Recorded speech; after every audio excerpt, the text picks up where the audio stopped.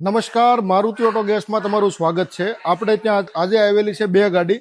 એક Ford EcoSport છે જે ઝવોલી કંપનીની ગેસ કીટનું કામ ચાલુ છે, અને મારુતિની અંદર હાઇબ્રિડ છે જે અર્ટિગા છે, સ્માર્ટ હાઇબ્રિડ છે. એની અંદર પણ આપણે આરટીઓ પાસિંગ સાથેનું કામ કરીએ છીએ. સ્માર્ટ હાઇબ્રિડની અંદર સ્ટેન્ડનું કામ જોવો તો રાઉન્ડ પાઇપ વાળું આપણે સ્ટેન્ડનું કામ કરેલું છે.